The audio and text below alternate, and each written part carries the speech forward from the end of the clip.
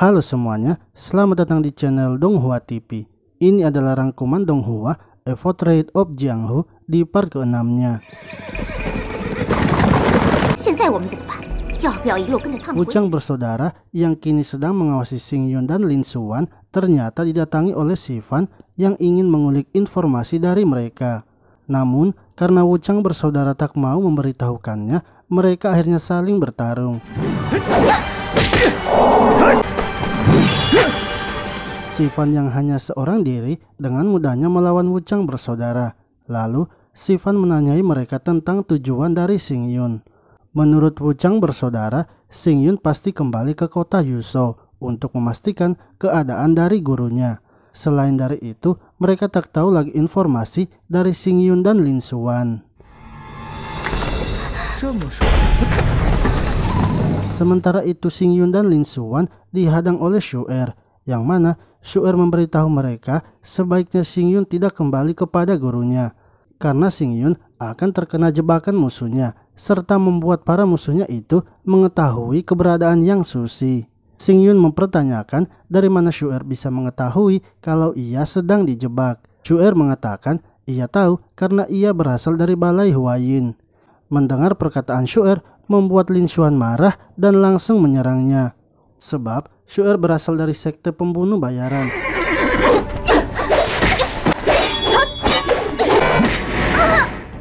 Xingyun yang melihat pertarungan mereka merasa kalau Xuer sepertinya bertambah kuat.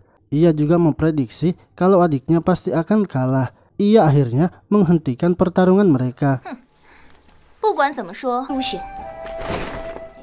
Sementara itu, Xifan yang sedang mengejar Xingyun dihentikan oleh seseorang yang bertopeng, yang mana Xifan mengetahui kalau itu adalah paman ke-10-nya yang seperti biasa datang untuk menguji kekuatannya. Xifan ternyata tak bisa mengalahkan paman ke-10-nya.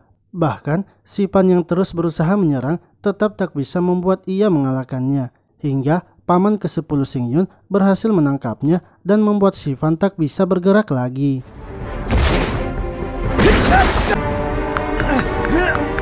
Lalu paman ke-9 muncul dan menyuruh paman ke-10 melepaskan Xifan. Xifan mempertanyakan apa maksud dari pamannya datang mengikutinya.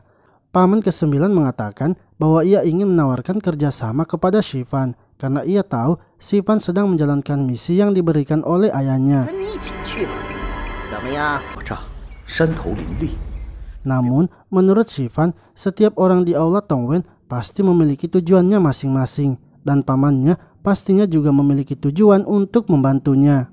Tak mau terjadi masalah, Xifan memilih menolak tawaran dari pamannya itu dengan alasan bahwa ia hanya diperintahkan menyelesaikan misi itu sendirian. Ia tak mendengar ayahnya mengatakan kalau para pamannya akan membantunya. Karena tawarannya telah ditolak, paman ke-9 dan paman ke-10 akhirnya pergi.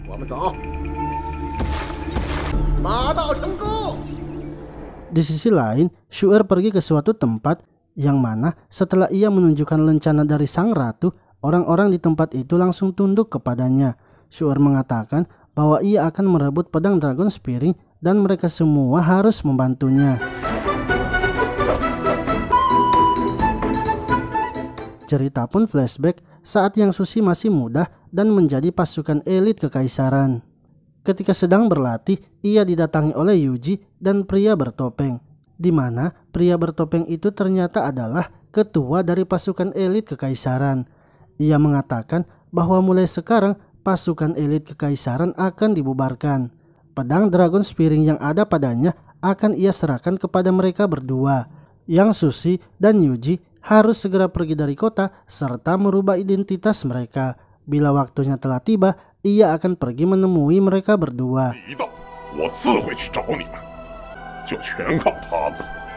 Yang Susi yang berada di pondoknya kini membuka pedang Dragon Spearing. Yang Susi merasa sebentar lagi waktunya akan tiba dan ia pasti tak akan bisa bersembunyi lagi.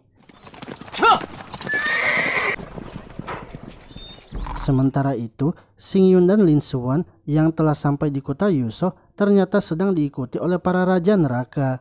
Begitu pula dengan Xuer yang diam-diam mengikuti para raja neraka. Dan Xifan yang juga ternyata mengikuti Xuer. Lalu ayah Xifan yang merupakan ketua agung aula Tongwen memanggil paman ke-9. Ia mempertanyakan mengapa paman ke-9 pergi menemui Shifan. Padahal ia sudah menyuruh Shifan untuk melakukan misinya sendirian. Paman ke-9 mengatakan bahwa ia hanya ingin membantu Shifan dalam mendapatkan pedang Dragon Spearing. Sebab ini adalah misi pertama Shifan dan para musuh mereka mengirimkan banyak pasukan.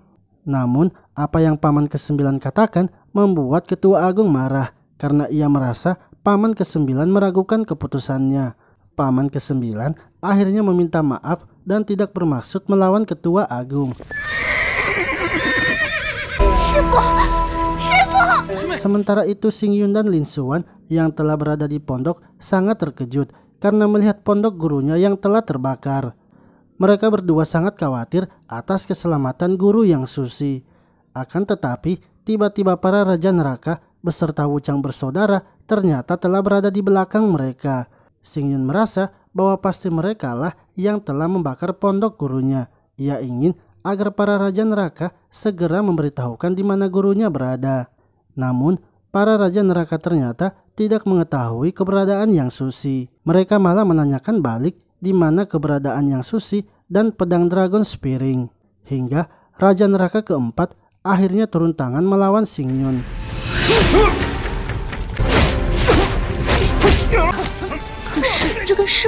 Serangan dari Xingyun ternyata bisa menembus pertahanan kuat Raja Neraka keempat. Hal itu membuat Raja Neraka pertama merasa kalau adiknya pasti akan dikalahkan. Sebab Xingyun sepertinya belum menggunakan semua kekuatannya. Ia lalu memerintahkan agar Raja Neraka ketiga dan kedua membantu adik mereka.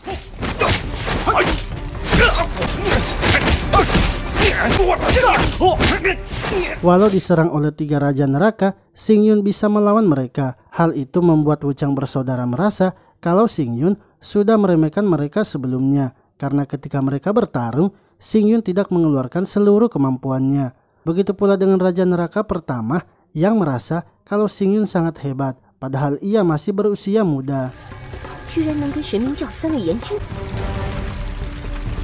Di sisi lain, Shu'er dan Shifan ternyata sedang mengawasi Xingyun dari atas bukit. Begitu pula dengan Sun Ku yang sedang bersama Yang Suci. Merasa kalau Xingyun bukanlah tandingan adik-adiknya, Raja Neraka pertama akhirnya memutuskan untuk ikut bertarung dan melawan Xingyun bersama-sama. Xingyun mempertanyakan mengapa para Raja Neraka melawannya bersama-sama. Namun, menurut Raja Neraka pertama bahwa ia mengakui kalau di antara mereka tak ada tandingan Xingyun. Agar misi mereka bisa sukses, maka mereka harus melawan Xingyun bersama-sama.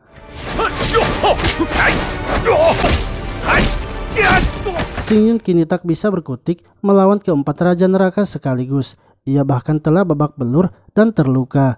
Akan tetapi, ia tak menyerah begitu saja dan terus melawan mereka berempat. Hingga akhirnya Raja Neraka pertama mengeluarkan jurus petirnya untuk menjatuhkan Xingyun. Lin Xuan yang melihat Xingyun terus melindunginya merasa ia sama sekali tidak berguna.